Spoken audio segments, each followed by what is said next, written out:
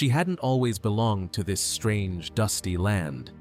Once, long ago, she was simply Hagar, a young Egyptian girl living near the rich banks of the Nile, where papyrus rustled in gentle breezes and voices spoke a language she understood. But all of that changed when she was taken, perhaps bought, perhaps traded, perhaps handed over in a political alliance. She was uprooted from everything familiar and brought to a foreign household ruled by a man named Abram and his wife Sarai, whom she was told to serve without question. Yahweh himself had spoken to Abram, promising that his descendants would become a mighty nation, that they would be more numerous than the grains of sand Hagar swept from the tent floor each morning. Yet, for all the talk of divine blessing, the one thing required to begin such a legacy, a child, never came. Years passed. Sarai remained barren, her arms aching with the emptiness time would not fill. With each season that shifted across the desert, the tension in the tent seemed to thicken. Hagar saw it in Sarai's eyes, the sorrow behind her painted lids, the way she flinched at the laughter of other women's children. Still, she observed. She saw how Abram spoke of God's promise with reverence, tracing the sky with his weathered fingers as though his faith could tether the stars closer. But she also saw the quiet despair that whispered through Sarai's sleepless nights and cracked through prayers. What place did a slave girl have among prophecies and covenants? None. And yet, the unseen God, whose name she did not yet know, was already weaving her life into the very heart of that divine promise. Desperation has a way of bending the strongest of hearts. Sarai, weary of waiting for the promise that seemed eternally delayed, hatched a plan, one that would alter the lives of all involved. "Go, sleep with my servant," she commanded Abram. The words fell like stones in Hagar's ears, a command, not a request, a destiny imposed. Hagar, the invisible servant, the foreigner in a strange land, now carried the weight of others' hopes, her own voice silenced beneath the authority of her mistress and the house of Abram. At first she hesitated, the room heavy with unspoken tension. Could she defy Sarai? Could she resist the hand that controlled her future? She could not. Duty demanded compliance. And so, the plan unfolded. Hagar, trembling with uncertainty, was given to Abram. The air seemed to thicken with anticipation and silent judgment. As the weeks passed, Hagar's body began to change. Life stirred within her, and with it, a strange new confidence. No longer invisible, she walked taller, her presence undeniable. Where before she had been a mere shadow in the halls, now she was the carrier of Abram's heir, the tangible proof of God's covenant. Sarai noticed first the subtle shift in Hagar's demeanor, the pride that flickered across her eyes. Then came resentment. What was once mere obedience now seemed like defiance. The servant who had quietly endured oppression now threatened the fragile pride of her mistress. Sarai's pain, long simmering, ignited into fury. "The wrong done to me be upon you," she cried to Abram. Abram, caught in the tension, refused to take sides. Hagar's triumph, however small and silent, became a catalyst for conflict. Every meal, every task, every fleeting moment in the household became charged with unspoken tension. Pride and fear danced together, threatening to consume the fragile peace. Somewhere in the shadows of this unfolding chaos, God's hand was already at work. Yet Hagar, unaware of the spiritual dimension surrounding her, felt only the weight of human emotions, envy, jealousy, and growing fear. She had achieved what Sarai could not, but at what cost? Every glance, every whispered insult pressed her toward the wilderness, the place where despair and divine encounter would soon collide. Hagar carried not only a child, but the invisible tension of a family fractured by jealousy and pride. And as the first subtle signs of conflict escalated, the stage was set for a flight that would lead her far from home, into a desert that was as merciless as it was transformative.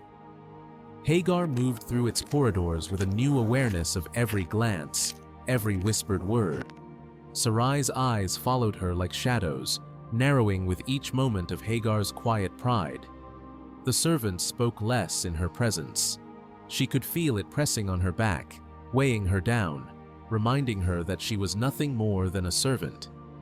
Hagar had thought that carrying Abram's child might elevate her place in the household, but the moment the child moved within her, the eyes of Sarai burned with jealousy. That silent fury made the walls seem smaller, the air thicker, the steps heavier. One day, she could no longer stand it. Sarai's voice pierced the quiet like a whip. "You walk with your head high as if you belong here. You forget your place, Hagar." Hagar's heart raced, not with anger, but with fear. Fear that her freedom, the mere illusion of it, would be stripped away entirely. She thought of Abram, who had seen it all and yet said nothing. She thought of the child growing inside her, innocent and vulnerable. She fled, not with the arrogance of defiance, but with the desperation of a woman whose survival demanded it. The desert, vast and merciless, stretched before her, unforgiving and silent. She stumbled, faltered, pressed on. Her body was weak, yet something in her spirit refused to give in entirely. Hagar cried out, not for anyone who might be listening, but for the life within her, for her dignity, for the God she had yet to fully understand. The wilderness stretched endlessly, yet it was not just emptiness. Somewhere beyond the sands, a presence waited. And though she did not know it yet, this flight into the wilderness would lead her to a God. Hagar stumbled forward, each step heavier than the last. The wilderness stretched endlessly around her. Fear gripped her chest. She had fled cruelty, but in its place, the desert offered only emptiness. She sank to the ground, her tears mingling with the scorching sand. God, if you see me, if you hear me, I am here. I am nothing. Please!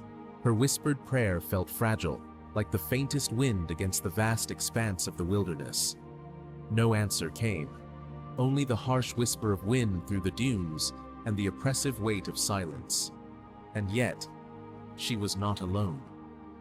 From the corner of her eye, a figure appeared, unassuming, almost blending with the shimmering heat waves. Hagar's heart stilled, her fear momentarily eclipsed by awe. This was no ordinary traveler. Her heart recognized it even before her mind could comprehend.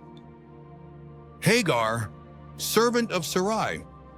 A voice cut through the stillness, gentle yet firm, calling her by name. Her eyes widened. No one had ever spoken her name with such care. To Abram, to Sarai, she was a servant. To the world, she was nothing. But here, she was seen. Hagar's knees buckled as she looked up, and before her stood the angel of the Lord, radiant and unmistakably divine. The desert, which had seemed so threatening, now held a promise. The angel's gaze met hers, deep, knowing, piercing. "Where have you come from, Hagar? Where are you going?" The angel asked. Not as a question of curiosity, but a question that demanded recognition of her life, her struggle, her heart. Hagar's voice trembled. I cannot stay. I cannot endure her anger, her cruelty. I have nowhere else to go.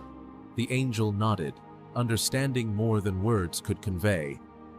"Return to your mistress. Submit to her, as difficult as it may seem." Hagar recoiled at the command. Return? To the place of pain? To the hands that had made her feel less than human?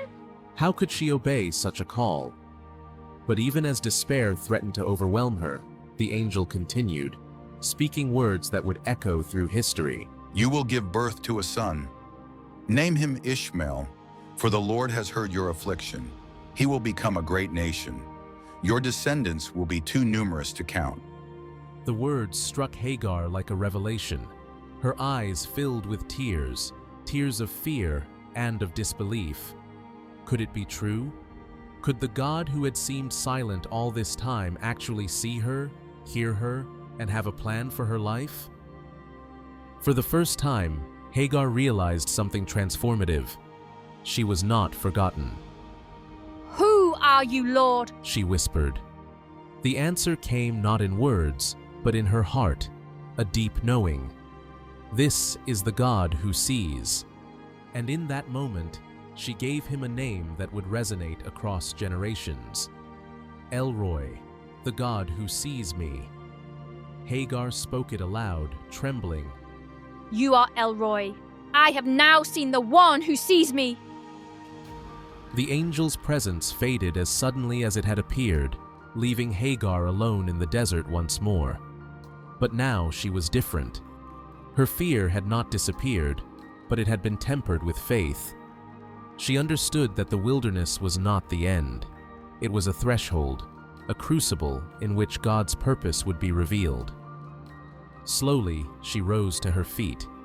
She clutched her belly protectively, now seeing in her unborn child not just life, but destiny. Ishmael was not merely the son of a servant. He was a child of God's plan, a thread in the tapestry of his promises. Hagar's eyes caught sight of a faint glimmer in the distance, a spring barely visible, yet alive with possibility.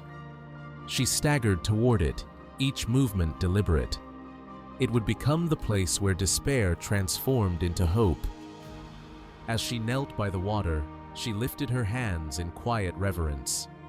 Hagar pressed her lips to the water, drinking deeply, tasting life itself flowing from God's faithfulness. And as she rested by the spring, her mind whispered the eternal truth. I am seen. I am known. I am held. This was Hagar's turning point. The wilderness had not defeated her. It had revealed the God who sees. And from this encounter, destiny would unfold, one faithful step at a time.